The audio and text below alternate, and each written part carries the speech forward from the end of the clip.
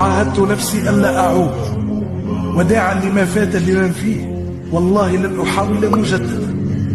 إن وعد الحر دين ودين الحر قرار، سأنقذ ما تبقى من نفسي بنفسي، وحدي في طريقي ومعي ربي. باسم رب البدايات، اللهم بداية جديدة وعفى الله عنك. ما تأجلش، نبدأ حالا. اعمل اللي تقدر عليه النهارده، حتى لو مش هيطلع حلو، حتى لو اليوم مش مناسب، وحتى لو الظروف مش مهيئة.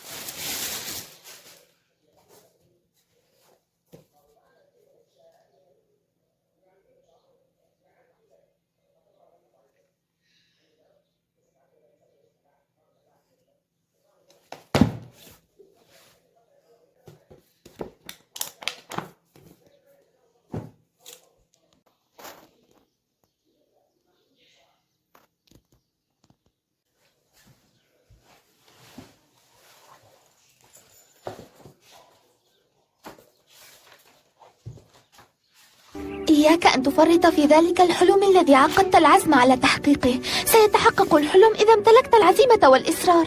لن يتمكن كاسبر أو سواه من تحطيم حلمك إذا تسلحت بالقوة والعزم. لكل منا أحلامه وطموحاته الخاصة. قد تغدو هذه الأحلام والطموحات سرابا يبتعد عنا كلما اقتربنا منه إذا استسلمنا. أنا لم أستسلم أبدا. أرجو ذلك. إياك أن يتحول حلمك إلى سراب يا ماتيو. اركض نحوه. دع ذلك الحلم يتحول إلى حقيقة.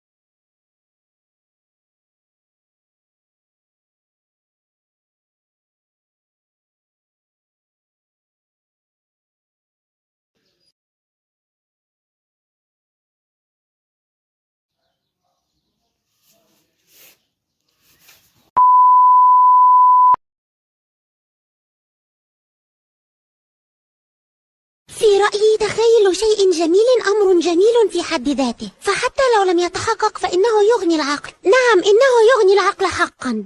الحياة مش عادلة، ما كانتش عادلة قبل كده، مش عادلة دلوقتي، ومش هتبقى عادلة في المستقبل. فما تقعش في فخ الضحية. انت مش ضحية.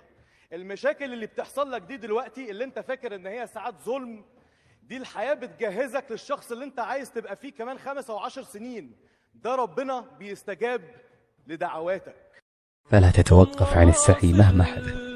جاهد واسعى لهدفك في الحياة بكل جدية، حتى لو كانت خطواتك بطيئة وصعبة. ولا تبالي للنتيجة، أنت مسؤول فقط عن السعي وليس النتيجة.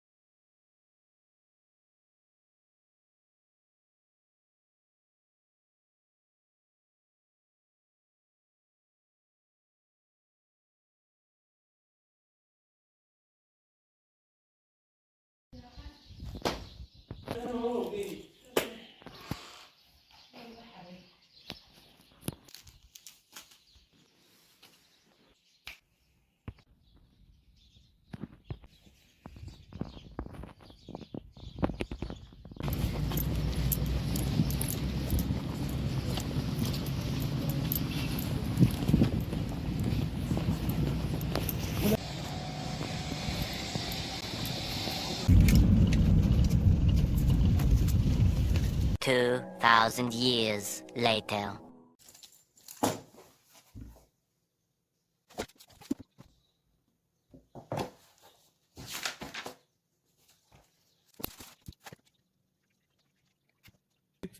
فالنتيجة اختص بها رب الخير، رب الخير الذي لا يأتي إلا بالخير. وطالما أنك تسعى وتحاول الوصول فتصل، وسيكرمك الله ويفتح لك كل الطرق. الإنسان مستحيل أنه يقدر يحسن من نفسه إلا إذا عنده أمل أنه عيوبه هذه ممكن في يوم من الأيام يتغلب عليها.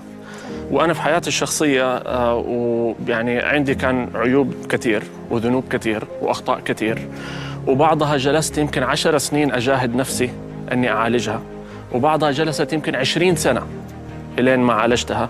ولولا إنه كل مرة كنت مثلا أغلط وأرجع أصلح، وإنه عندي أمل إنه في يوم من الأيام ربنا حيأذن ويفكني من أسر هذا العيب أيا كان.